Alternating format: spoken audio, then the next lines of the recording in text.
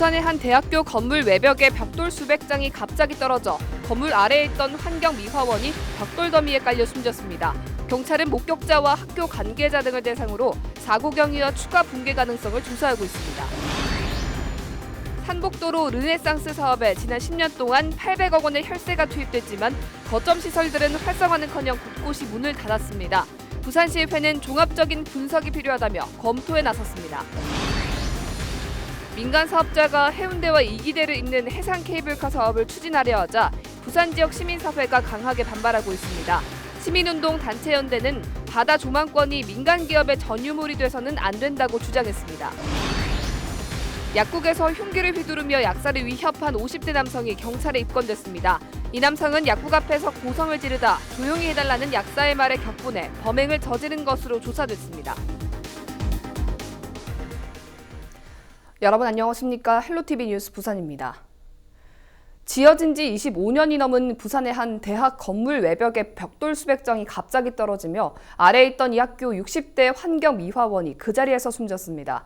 이 건물은 정밀점검에서 B등급을 받은 것으로 확인됐습니다. 보도에 김한식 기자입니다. 벽돌들이 폭탄을 맞은 것처럼 바닥에 어지럽게 널려 있습니다. 5층 건물 2개 층은 회색 콘크리트가 그대로 드러났습니다. 21일 오후 2시쯤 부산대 미술관 건물 외벽에 부착된 벽돌들이 우르르 떨어져 내렸습니다. 이 사고로 부산대학교에서 환경미화원으로 일하던 60대 A씨가 벽돌에 깔려 현장에서 숨졌습니다. 순식간에 떨어져 내린 벽돌을 미처 피하지 못해 변을 당한 것으로 보입니다. 신고를 받고 출동한 소방관들은 남아있는 외벽을 제거하고 추가 붕괴를 우려해 접근을 차단시켰습니다. 건물 내부에 있는 모든 분들을 대피를 시켰습니다. 추가 붕괴 우려가 있어서 건물에는 외부인이 절대 출입을 못하도록 전면 통제를 시켰습니다. 사고가 난 건물은 준공 30년이 안 된 건물로 정밀 안전진단이 아닌 정밀점검 대상으로 분류됐습니다. 해당 건물에 대해 지난해 정밀점검을 실시했는데 B등급으로 나와 건물 보수 대상에서도 제외됐지만 붕괴된 겁니다. 부산대 건물 가운데 이번 붕괴 사고가 발생한 건물과 같이 벽돌을 외벽 마감재로 사용한 건물은 모두 3동인 것으로 파악됐습니다. 헬로티비 뉴스 김한식입니다. 10년간 진행된 산복도로 르네상스 사업, 여러분 변화를 체감하십니까? 그동안 사업의 실효성 문제가 지속적으로 제기돼 왔었는데요. 사업이 마무리 단계에 접어든 시점에서 부산시의회가 산복도로 르네상스 사업에 대한 종합적인 점검을 벌이고 있습니다. 안수민 기자의 보도입니다. 지난 2009년 시작된 산복도로 르네상스 사업의 목적은 주민 공동체 회복을 통한 도시 재생입니다. 사업이 종료된 시점, 부산시도 스스로 사업의 문제점을 인정했습니다. 이게 활성화돼 있다, 안 돼 있다 이렇게 표현하면 상당히 활성화되어 있는 것이 거의 없다고 표현할 수도 있습니다.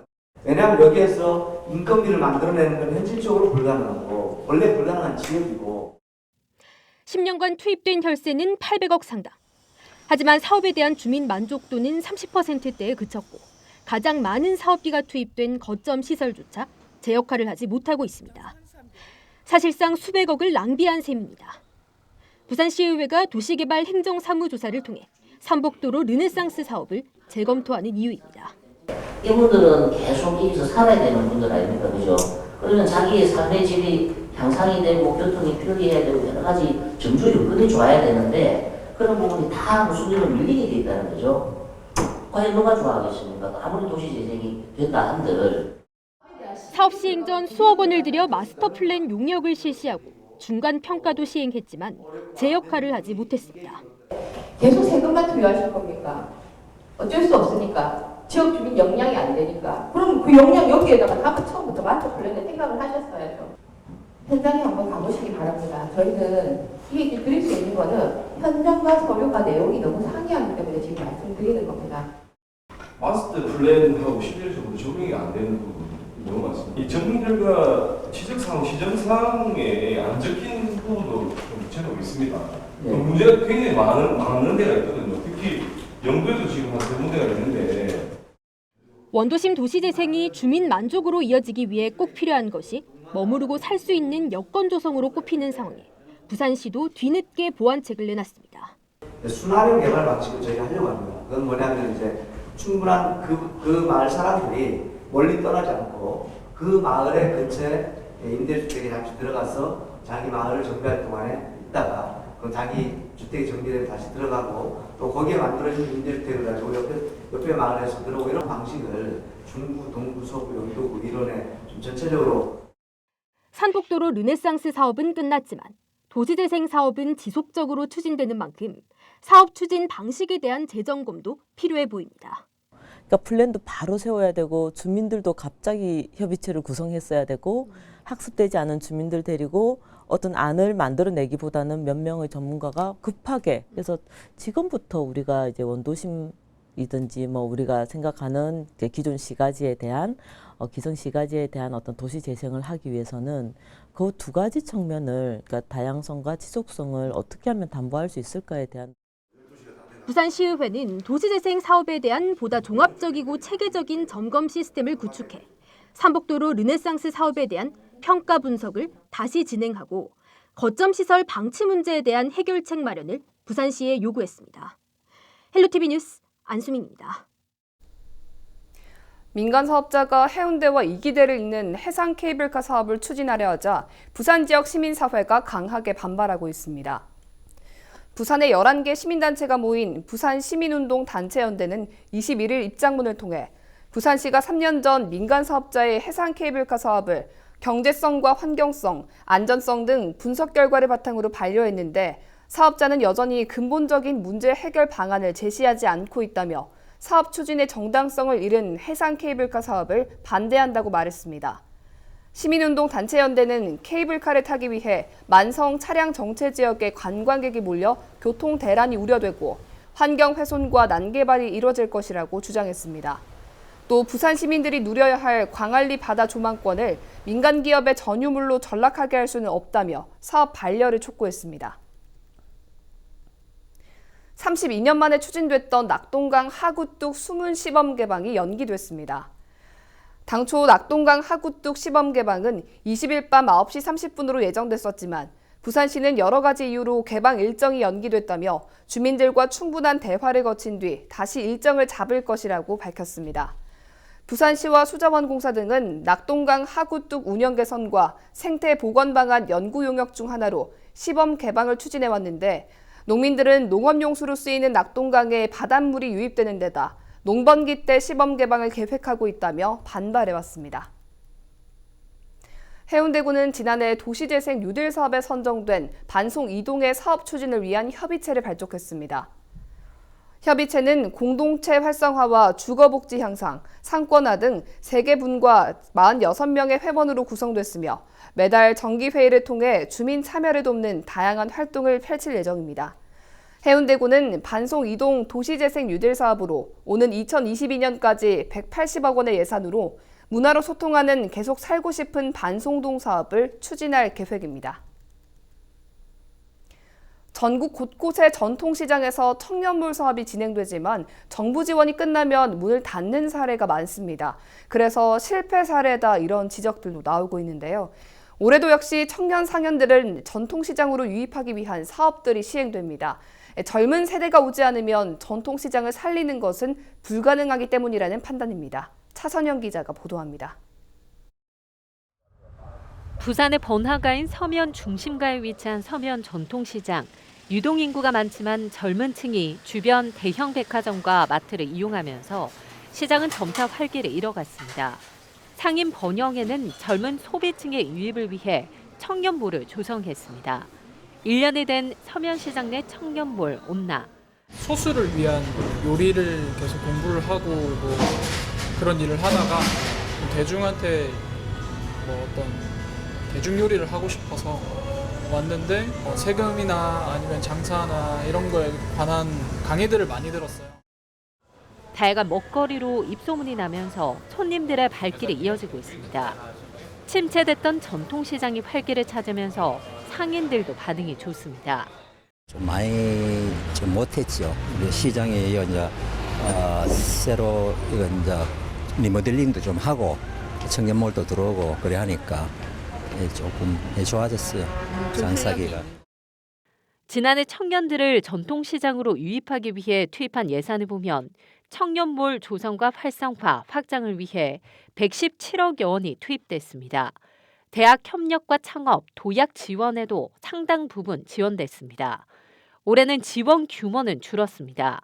복합 청년몰 조성과 활성화, 확장에 74억 예산이 계획됐고 기존 청년 상인들의 도약을 지원하는 규모는 배로 늘었습니다. 청년몰 지원 개수는 줄여 복합 청년몰 형태로 조성하고 자생력을 키우기 위해 기존 청년 상인들의 교육에 집중 투자되는 겁니다. 올해는 남문시장이 청년몰 조성 사업에 선정됐습니다. 이곳은 이 부산 진시장과 남문시장의 상인들이 창고로 쓰는 공간인데 이 청년몰 조성으로 상인들은 시장의 활력을 기대하고 있습니다. 원당과 의류 도매 시장인 남문시장은 청년 창업가들이 남문시장에서 재료를 구입해 2차 생산하고 판매하는 방식으로 청년과 기존 상인 간 상생 발전을 이끌 계획입니다. 전통시장이 앞으로 살아나려면은 이 젊은 세대가 오지 않으면 도태되어 버립니다. 그렇기 때문에 될 수 있으면 청년들이 일자리도 마련해주고 자기들이 여기 와서 뭔가를 또 배워가기도 하고 새로운 것을 또 만들기도 하고. 침체된 전통시장을 살리기 위해서 기존 상인과 청년들이 함께 성공 사례를 만들기 위해 숙제를 풀고 있는 모습입니다. 헬로티비 뉴스 차선영입니다.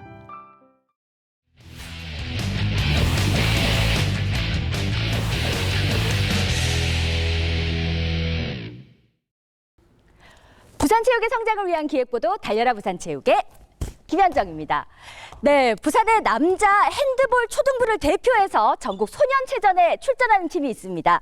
이번 시간에는 47년의 역사와 전통을 바탕으로 꿈을 향해 달리고 있는 성지초등학교 핸드볼팀 선수들과 함께하도록 하겠습니다. 화이팅!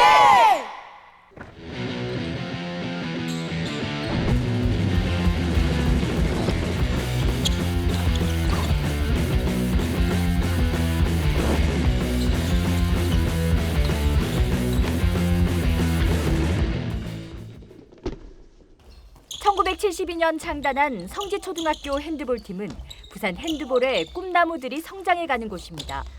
최근 선수 수급 등의 어려움 등으로 이렇다 할 성적을 거두지 못했지만 올해는 달라졌습니다.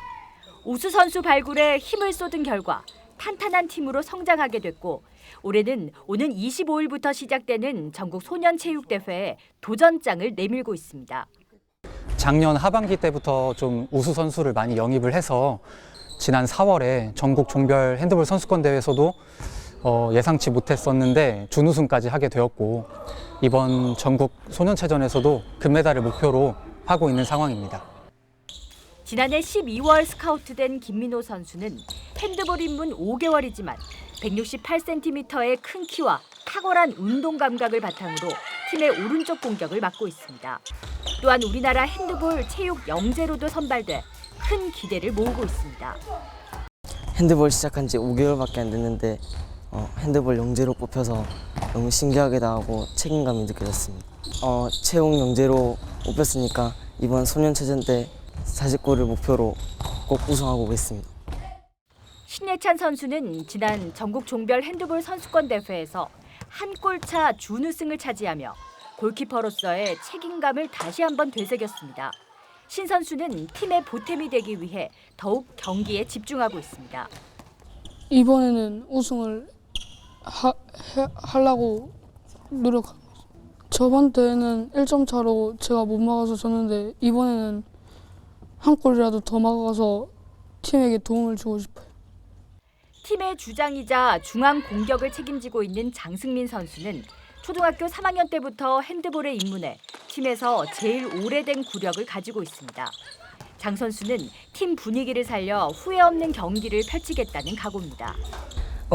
주장으로서 애들을 돌보고 운동할 때 분위기를 업시키는 역할을 하고 있어요. 핸드볼은 팀워크가 중요하니까 친구들과 같이 합동을 하면서 후회 없는 경기를 마치고 꼭 우승하고 오겠습니다.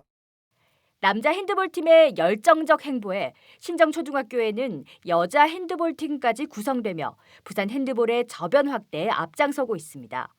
선수들이 열심히 연습하는 모습을 본 결과 학교 스포츠 클럽으로 여학생 한 팀도 새로 구성이 되어서 6월 15일에 남부교육청 전체 스포츠 클럽 대회를 본교 강당에서 하게 되어 있는데 우리 여학생들이 그 스포츠 클럽에 또 대회에도 참여하게 되어서 아주 넓게 교내뿐만 아니라 다른 학교에까지도 파급이 되고 있습니다.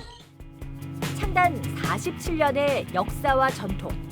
2012년 전국 소년체전 우승 이후 7년간 목말라 있던 성지초 핸드볼팀. 이들이 그려나가는 꿈이 부산을 넘어 우리나라 핸드볼의 미래를 함께 만들어가고 있습니다. 성지초 핸드볼팀 소년체전 금메달 가자! 헬로티비 뉴스 김현정입니다.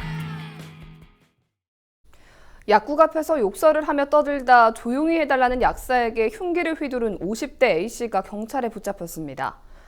A씨는 지난 20일 오후 2시쯤 동래구의 한 약국 앞에서 욕설을 하고 고성을 지르다 약사 B씨가 조용히 해달라고 요구하자 인근 마트에 진열된 흉기를 가져와 휘두르고 B씨를 폭행한 혐의를 받고 있습니다. 경찰은 A씨를 절도와 특수폭행 등의 혐의로 입건했습니다.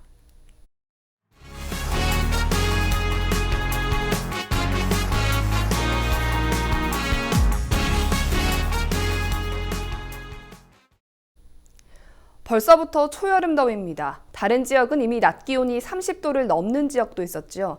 작년을 생각한다면 올해 한여름을 어떻게 견뎌야 할지 벌써부터 걱정인데요. 한 달여가량 빨리 찾아온 더위에 곳곳에서 대비책 마련에 분주합니다. 김윤정 기자입니다. 갑자기 더워진 초여름 날씨에 거리에는 양산을 쓴 시민들 행렬이 줄지었습니다. 신호를 기다려야 하는 횡단보도는 이제 그늘막이 필수 아이템.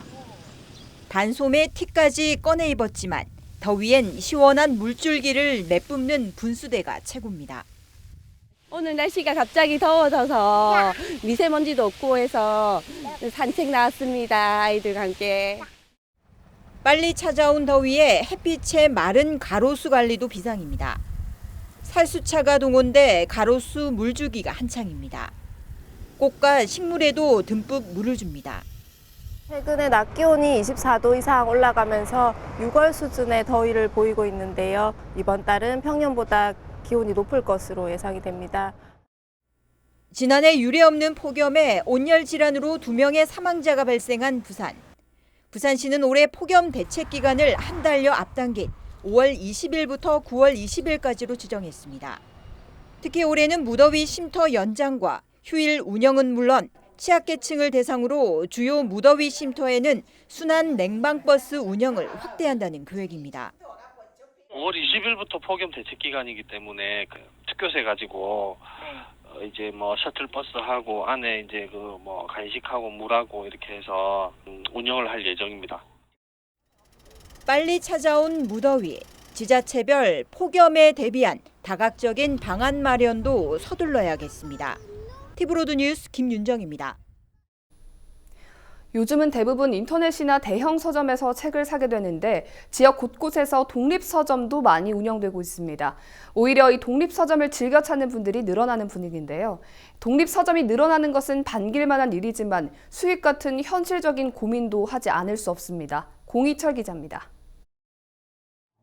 연제구 교대로 일원에서 지난 1997년부터 어린이 청소년 서점을 운영 중인 김영수 대표. 2000년대 온라인 서점의 여파로 대부분의 서점이 문을 닫았지만 20년 넘게 지역에서 책방을 운영 중입니다. 김영수 대표는 최근 독립서점이 늘어가는 현상에 대해 자신만의 색을 가진 젊은이들이 자신이 원하는 길을 선택할 수 있는 시대적 뒷받침이 크다고 말합니다. 하지만 독립서점이 장기적으로 지역에 정착하기 위한 서점의 투명한 유통 구조와 시스템적 보완이 절실한 것도 사실이라는 입장입니다. 젊은 분들이 이게 이제 이 동네 책방의 필요성에 대한 것들을 좀 인식을 많이 하게 되고요. 그리고 이제 자기가 가지고 있는 역량 이거를 좀 이게 자기가 좋아하는 분야에서 뭔가 펼쳐보고자 하는 그런 생각들을 가지고 있는 것 같아요. 기존 독립서점이 꿈꾸는 현실은 지역 커뮤니티 공간 형성을 통한 수익성 확보도 포함됩니다. 독립서적의 판매 이후에 추가로 문화강좌 등을 운영하고 커피 또는 맥주 등의 부가적인 판매를 통해 고정 수입이 필요한 게 현실입니다. 지역을 중심으로 해서 문화 공간이 되었으면 하거든요. 서점이 그저 그냥 책을 파는 공간이 아니라 그 지역민들이 와서 문화를 즐길 수 있는 그런 사람들을 만날 수 있는 공간이 되었으면 합니다. 최근 직장을 그만두고 온천천변에 독립서점을 연 송유성 대표도 독립서적만 판매해서는 수익 구조가 나지 않기 때문에 독서 모임과 필사 모임 등 문화 행사를 추가로 만들어 나갈 계획입니다. 독립서점으로만 해서 수익 구조를 남길 수는 없는데 제가 독립서점 운영하면서 한 10군데 정도를 들러봤는데 여러 가지 문화 행사를 하면서 그래도 유지를 시키고 있더라고요. 그래서 저도 어렸을 때부터 책을 많이 좋아했고 작가로서 등단을 했고 제 꿈을 실현시키기 위해서는 이 공간을 조금 저만의 특색 있는 색깔로 만들면 사람들이 많이 찾아오지 않겠느냐 생각을 해서 시작하게 됐습니다. 책방지기만의 독창적이고 이색적인 공간으로 꾸며지는 독립서점. 직접 만져보고 구매 가능한 색다른 책에는 낭만이라는 단어가 담겼지만 여전히 대중화와 활성화라는 현실의 벽은 넘어야 할 과제입니다. HC 뉴스 공희철입니다.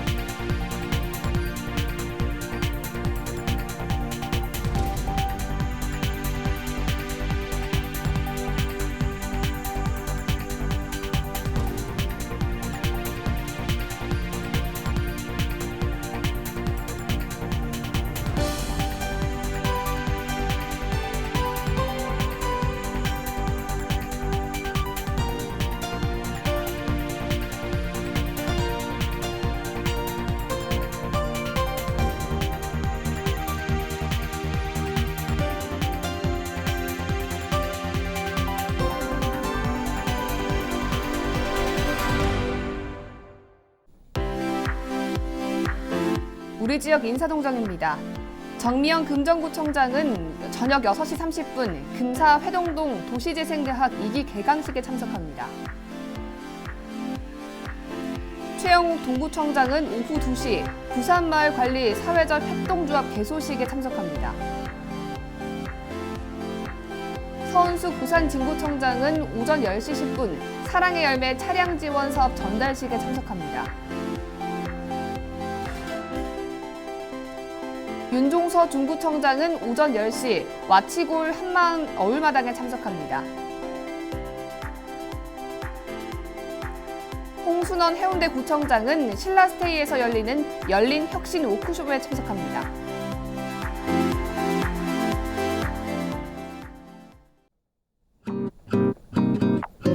5월 20일 기상정보입니다.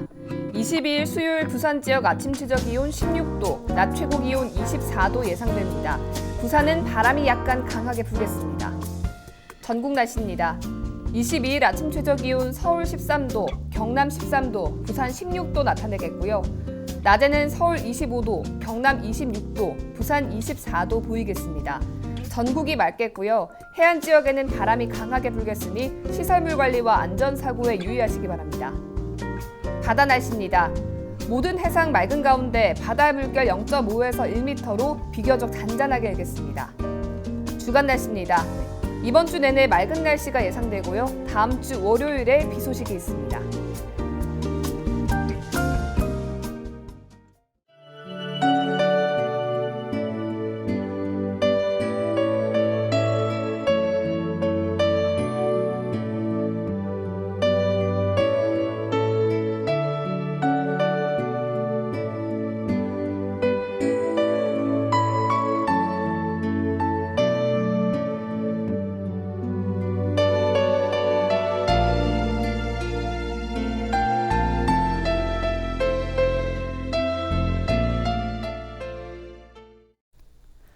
이상으로 뉴스를 마칩니다. 저희는 언제나 지역 주민 여러분 곁에 있겠습니다. 고맙습니다.